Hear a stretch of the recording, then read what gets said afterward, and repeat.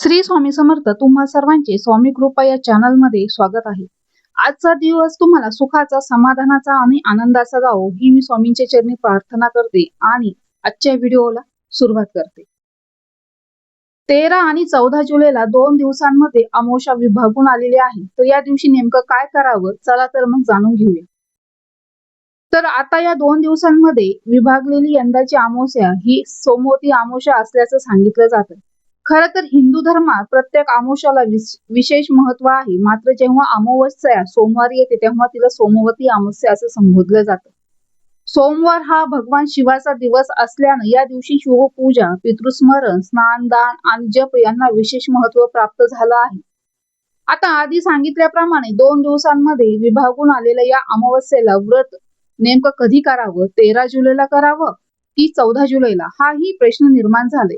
आता ही अमावस्या 2 दिवस का दिसत आहे, तर ही अमावस्या तिथी सुरू होत आहे 13 जुलै रोजी सायंकाळी 6:50 आणि ती 14 जुलै रोजी 3:12 समाप्त होते. त्यामुळे पंचांगात ही तिथी 2 दिवस दिसत आहे. मात्र व्रत, स्नान आणि पूजेसाठी केवळ तिथी सुरू होणं हे महत्वाचं नसतं.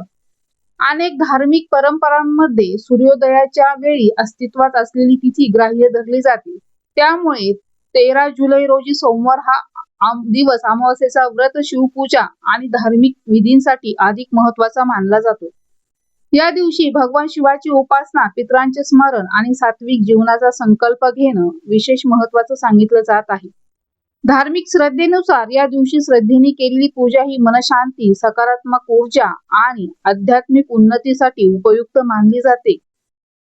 अनेक भाविक या दिवशी उपवास करून शिव मंदिराचे दर्शन घेतात, रुद्राभिषेक करतात आणि दिवसभर मंत्र जाप करत असतात.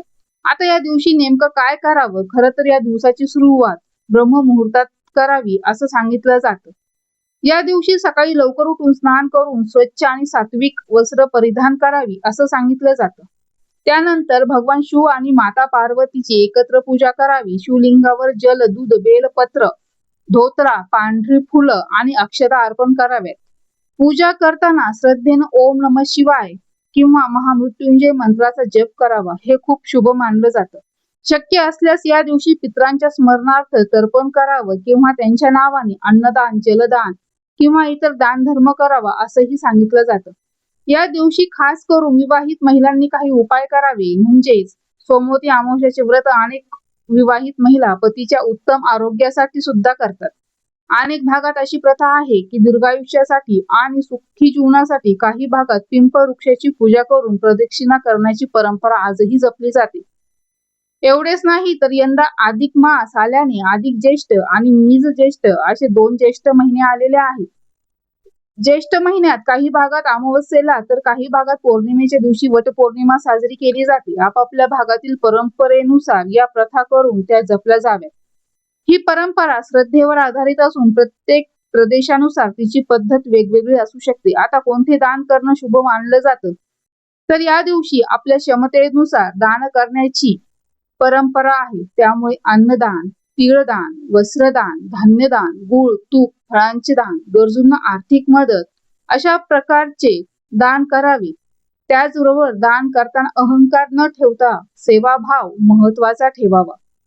धार्मिक मान्यतेनुसार अमावस्येच्या दिवशी आवर्जून राग, वाद, विवाद, कटुभाषा, व्यसन, तामसिक आहार आणि कोणाचाही अपमान टाळावा. शक्य तितका दिवस सात्विक, शांतता, ईश्वर चिंतनात व्यतीत करावा असं म्हणतात. कारण तुम्ही ऐकलं असेल, अमावस्येच्या दिवशी घरात भांडणं होतात असं अनेक लोक म्हणतात. कारण आध्यात्मिक आणि पारंपरिक मान्यतेनुसार अमावस्येला वातावरणात जडपणा किंवा नकारात्मक ऊर्जा वाढलेल्या असतात. यामुळे काही लोक अधिक चिडचिड, अस्वस्थ किंवा भावनिक वाटू शकतात, ज्यामुळे वाद होण्याची शक्यता वाढते असं मानलं जातं. आता जर घरात आधीपासूनच तणाव असेल तर तो अमावस्येच्या दिवशी अधिक जाणू शकतो. प्रत्यक्षात भांडणांची कारण ही संवादाचा अभाव, ताणतणाव, थकवा, आर्थिक किंवा कौटुंबिक समस्या असू शकतात.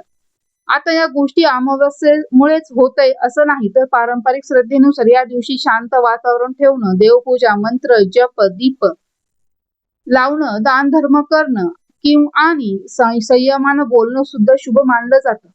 या दिवशी पितृस्मरणाचं विशेष महत्व आहे, कारण अमावस्या ही पितरांच्या स्मरणाची तिथी आहे.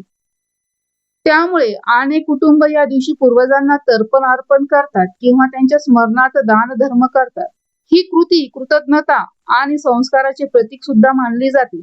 आपापल्या प्रथेनुसार, आपापल्या घरातील पद्धतीनुसार आपण दान धर्म करू शकता आणि पितरांचं स्मरणही करू शकता. आता सोमवती अमावस्येच्या दिवशी ग्रहस्थिती नुसार काही राशींना अनुकूल परिणाम मिळू शकतात, असंही काही ज्योतिष्य सांगतात. मात्र प्रत्येक व्यक्तीचं फळ तिच्या वैयक्तिक जन्मकुंडली, दशा आणि गोचरांवर अवलंबून असतं.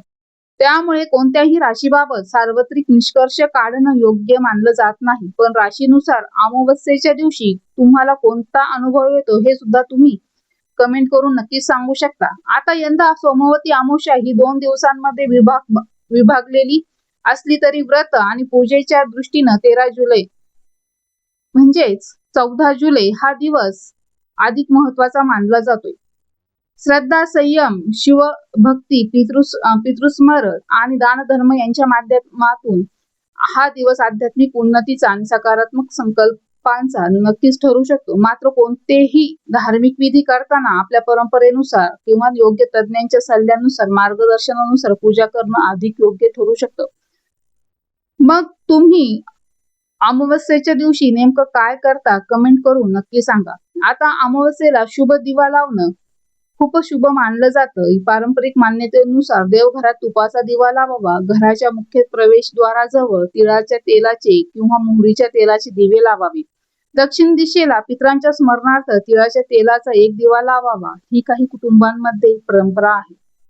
दिवा लावताना मनोभावे प्रार्थना करावी की हे ईश्वर, आमच्या घरातील नकारात्मकता दूर करून सुख शांती प्रदान करा, समृद्धी प्रदान करा. असा साधा सोपा उपाय आपण अमावस्येच्या दिवशी करू शकता. याचबरोबर अमावस्येला नारळाचा उपाय सुद्धा केला जातो. आता हा अमावस्येच्या दिवशी नारळाचा वापर विविध धार्मिक परंपरांमध्ये वेगवेगळ्या प्रकारे केला जातो.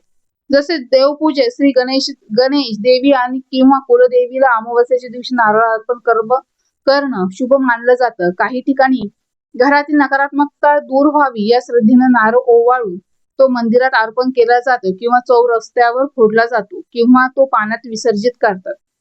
स्थानिक परंपरेनुसार आपण आपापल्या पद्धतीने हा उपाय करू शकता. शिवाय लक्ष्मी पूजा किंवा पितृस्मरणाच्या पूजेतही काही कुटुंबांमध्ये नारळाचा समावेश केला जातो. मात्र अमावस्येला नारळ फोडलाच पाहिजे किंवा विशिष्ट पद्धतीने वापर केला पाहिजे असं सर्वमान्य धार्मिक नियम नाही. हे प्रामुख्याने घराच्या परंपरा आणि श्रद्धेवर अवलंबून असतं.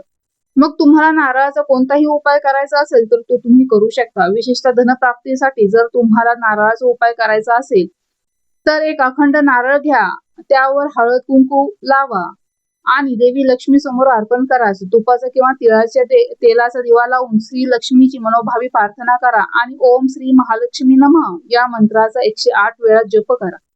पूजन झाले की हा नारळ मंदिरात अर्पण करा किंवा घराच्या परंपरेनुसार प्रसाद म्हणून वापर करू शकता.